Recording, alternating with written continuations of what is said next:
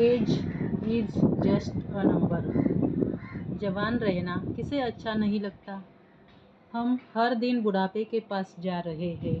हमें उम्र के साथ जीना है, लेकिन 10 साल कम उम्र के साथ। जर तुम्हाला ऐकायला आवडणार असेल की तू तर इतक्या वयाची वाटतच नाहीस, किंवा जर तुम्हाला 10 वर्ष तरुण दिसायचं असेल, तर ही माहिती नक्कीच तुम्हाला मदत करणार आहे, जेणेकरून तुमच्याकडे बघून तुमचं वय कळणारही नाही.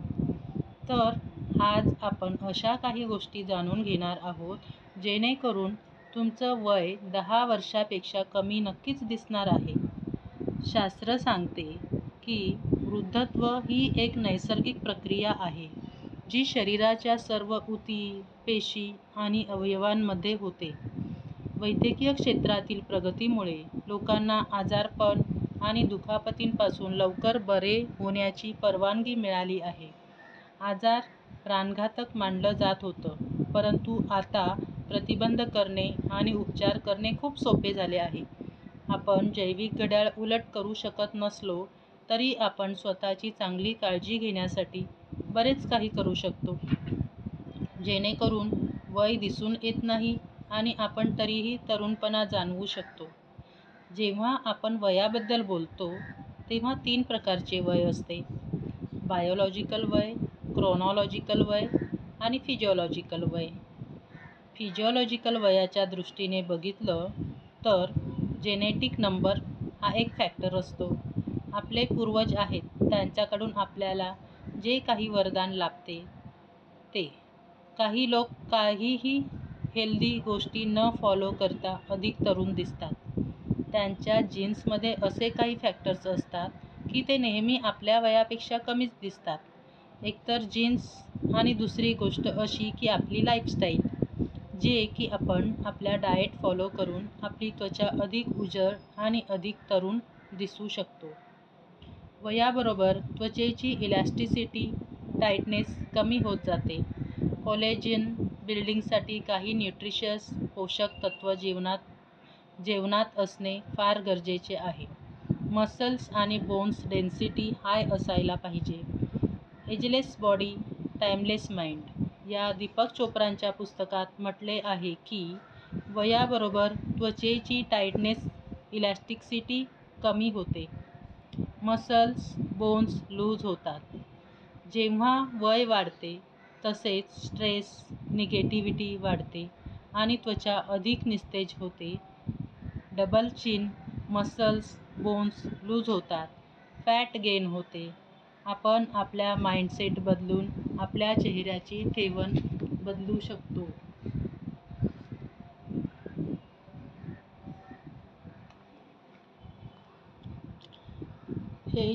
Age is just a number.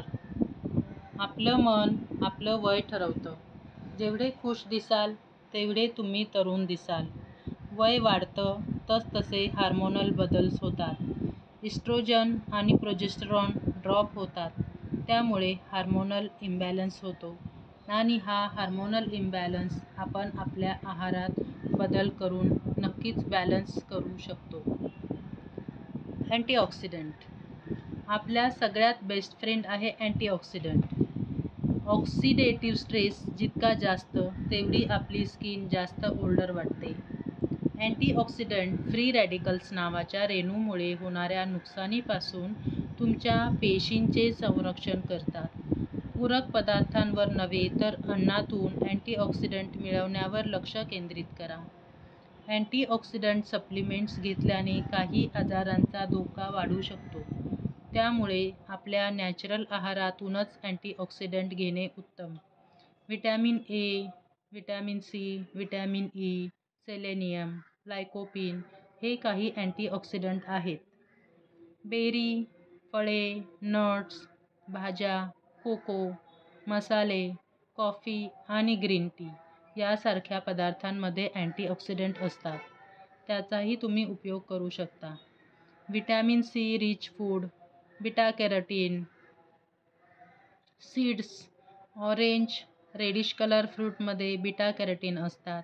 गाजर, टोमॅटो, बेरीज, ब्लॅकबेरी असेल, ब्लूबेरी असेल, जामून, आवळा हे सगळे अँटीऑक्सिडंटयुक्त पदार्थ आहेत. रोज एक आवळा खूप इम्पॉर्टंट आहे. हेल्दी लुकिंग स्किनसाठी बीन्स, राजमा, ग्रीन कलरचे फूड, ग्रीन लिफी व्हेजिटेबल्स, आंबट प्रकारची फळं, लिंबू, पेरू, दही यासारखे प्रोबायोटिक्स जे की गट हेल्थ सुधारतात, याचाही आहारात उपयोग असावा.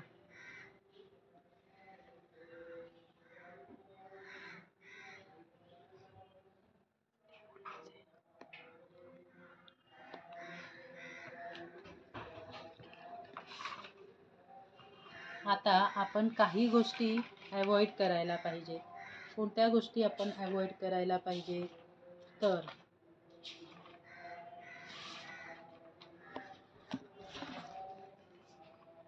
Avoid process food, avoid package food, avoid excess sugar, avoid refined food, avoid trans fat, avoid smoking.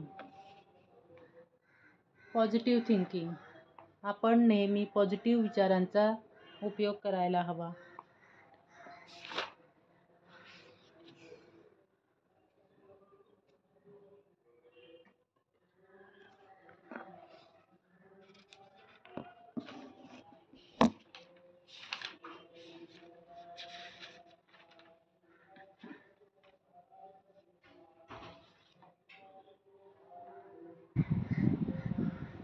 Positive mindset, आयुष्याबद्दल नेहमी पॉझिटिव्ह अप्रोच ठेवायला शिका.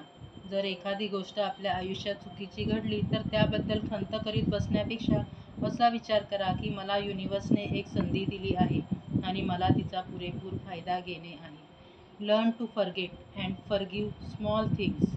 बी positive about life events.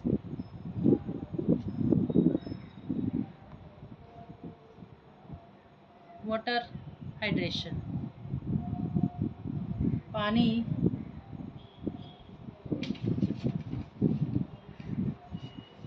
Hydration तुमची तहान भागवण्यापेक्षा बरेच काही करते. हे तुमच्या शरीराचे तापमान नियंत्रित करते, साधे वंगण घालते, पचन आणि पोषक तत्वांचे शोषण करण्यास मदत करते आणि टाकाऊ पदार्थ काढून टाकून तुमचे शरीर डिटॉक्स करते. तथापि या प्रक्रिया युरिया आणि कार्बन डायऑक्साईडच्या स्वरूपात टाकाऊ पदार्थ सोडतात आणि या टाकाऊ पदार्थांची वाहतूक करते, त्यांना लघवी, श्वासोच्छवास किंवा घाम येणे याद्वारे कार्यक्षमतेने काढून टाकते. योग्यरित्या हायड्रेटेड राहणे महत्त्वाचे आहे. आता उन्हाळा सुरू झाला आहे, त्यामुळे उष्णतेमुळे अंगातून प्रचंड घाम निघू लागतो आणि शरीरातील पाण्याची पातळी कमी होते. शरीरातील पाण्याची पातळी कमी झाल्यामुळे डिहायड्रेशनचा त्रास होतो, कारण घामाद्वारे शरीरातील पाण्यासोबत आवश्यक क्षार आणि मिनरल्स देखील कमी होतात. डिहायड्रेशनमुळे उष्माघात अथवा स्ट्रोक येण्याची शक्यता असते. एका संशोधनानुसार प्रत्येक व्यक्तीला दिवसभरात 8 ग्लास पाणी पिण्याची गरज असते. मात्र तुमचे वय, शरीराचा आकार, वजन, उंची आणि कामाचा प्रकार यावरून तुमच्या शरीराला लागणाऱ्या पाण्याचे प्रमाण ठरवावे लागते. नेक्स्ट, व्यायाम. व्यायाम, शारीरिक आणि मानसिक स्थिती उत्तम राहण्यासाठी आपल्याला भरपूर शारीरिक व्यायाम करायला हवा. दररोज सुमारे 10,000 पावले चालले पाहिजे. वर्ल्ड हेल्थ ऑर्गनायझेशन म्हणते की जगाच्या लोकसंख्येपैकी 85% लोक शारीरिकदृष्ट्या पुरेसे सक्रिय नाहीत आणि त्यामुळे बैठी जीवनशैली मृत्यूसाठी जगभरातील 4थ्या क्रमांकाचा धोका बनली आहे. निरोगी खाणे आणि काही ॲरोबिक्स व्यायाम करावेत. रोज सकाळ किंवा संध्याकाळ 20 मिनिटे व्यायामासाठी ठेवा. लिफ्टपेक्षा पायऱ्यांचा उपयोग करा. आठवड्यातून फक्त 3 वेळा पायऱ्या चढलात तरी तुमचे हृदय, श्वासोच्छवास, फिटनेस सुधारेल. तुमचे बैठे काम असेल तर अधूनमधून उठून 4 राऊंड मारा.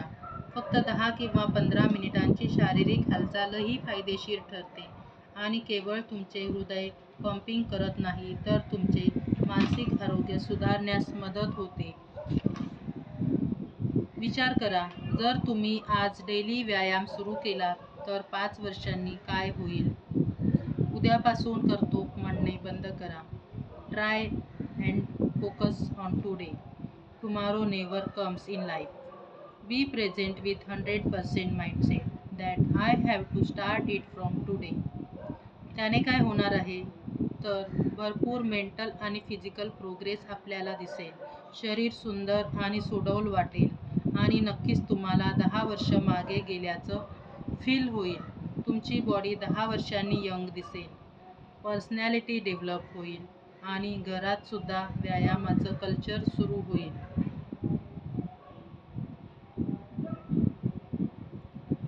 Sound sleep. प्रत्येकाची झोपण्याची गरज किंवा वेळ वेगवेगळी असू शकते. माझ्या कम्युनिटीमध्ये असेही काही लोक आहेत जे रात्री फक्त 2.5 ते 3 तास झोपतात आणि दिवसभर फ्रेश असतात. कुणाला 5 तासाची झोप पुरेशी असते तर कुणाला 7 तास. आपल्या झोपेच्या वेळा आपण ठरवायच्या आहेत की मला एवढ्या तासांची झोप मिळाली की मला फ्रेश वाटतं. रात्री उशिरापर्यंत जागे राहणे टाळावे. झोपायची वेळ, जागा, पद्धत, सवयी सगळं आपलं आपणच ठरवायचं आहे. माइंडफुलनेस. आधुनिक जग नक्कीच वेगवान आहे. माइंडफुलनेसचा सराव केल्याने मनोवैज्ञानिक आणि शारीरिक दोन्ही लक्षणांमध्ये अनेक सुधारणा होतात, ज्यामुळे वृत्ती, वागणूक आणि आरोग्यामध्ये सकारात्मक बदल घडवून आणण्यास मदत होते. आपले शारीरिक आरोग्य सुधारण्यासाठी माइंडफुलनेसचा उपयोग होतो. हे हृदयाचे आरोग्य सुधारण्यास, तणाव कमी करण्यास, रक्तदाब कमी करण्यास, वेदना कमी करण्यास, झोप सुधारण्यास आणि गॅस्ट्रोइंटेस्टायनल समस्या दूर करण्यास मदत करू शकते. माइंडफुलनेस म्हणजे ध्यान. नेक्स्ट, फोकस ऑन युअर गोल. मला या आयुष्यात काय करायचंय, माझ्या काय अपेक्षा आहेत त्या लिहून काढा आणि त्यावर फोकस करा. ब्रह्मांड तुमच्या इच्छा नक्कीच पूर्ण करतात. जे लोक आपले गोल लिहून ठेवतात, ब्रह्ममुहूर्तावर म्हणजे पहाटे 4 ते 6च्या दरम्यान, ब्रह्मांड किंवा नेचर, युनिवर्स आपले ते गोल पूर्ण करण्यासाठी आपल्याला नक्कीच मदत करतात. पण ते गोल कसे असावेत? तर goal should be realistic, measurable, achievable, affordable and timeable. आणि त्यासाठी सकारात्मक दृष्टिकोन, 100% पॉझिटिव्ह माइंडसेट आणि ते गोल पूर्ण करण्याच्या दृष्टीने आपली वाटचाल असणेही तितकेच महत्त्वाचे आहे.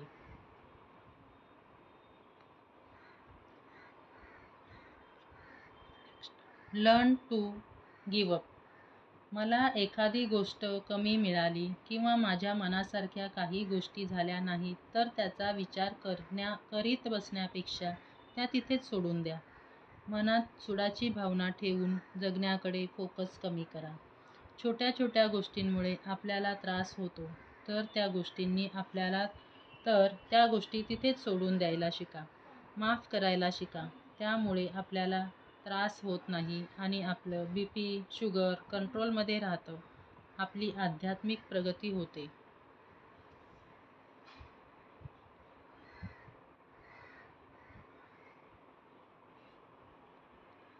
Accept the reality. Accept the failure.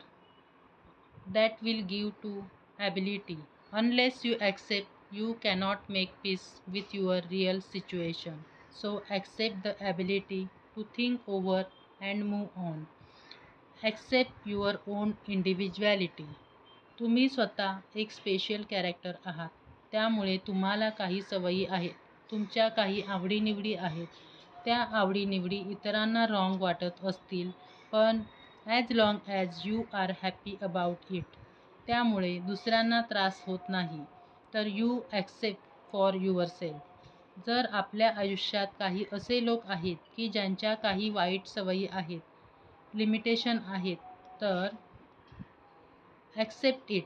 तुम्हाला आवडत नसेल तरी त्यामुळे काय होईल? तुमच्या मनावर नको तो भार येणार नाही. वैयक्तिक दोष आपल्याला एकमेकांचे ॲक्सेप्ट करता आले पाहिजेत. त्यामुळे स्वतःविषयी आणि इतरांविषयी प्रेमच वाढतं.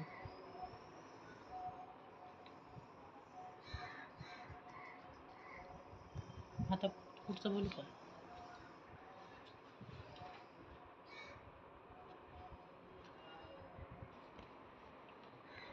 तर मंडळी, या सगळ्या गोष्टी फॉलो करूया आणि आपल्या आयुष्याची 10 वर्ष आपण मागे जाऊया. जर माझ्या मताशी तुम्हीही सहमत असाल तर कमेंट्समध्ये लिहायला विसरू नका आणि लिंक आपल्या मित्रमैत्रिणी आणि परिवारातील सर्वांना शेअर अवश्य करा, जेणेकरून गरजू व्यक्तींना अवश्य मार्गदर्शन मिळेल. पुन्हा भेटूयात पुढील आठवड्यात अशाच काही आरोग्यदायी टिप्स घेऊन. थँक्यू. Bye bye. स्वस्त रहा, मस्त रहा, बेतात खाऊया, निरोगी राहूया. धन्यवाद.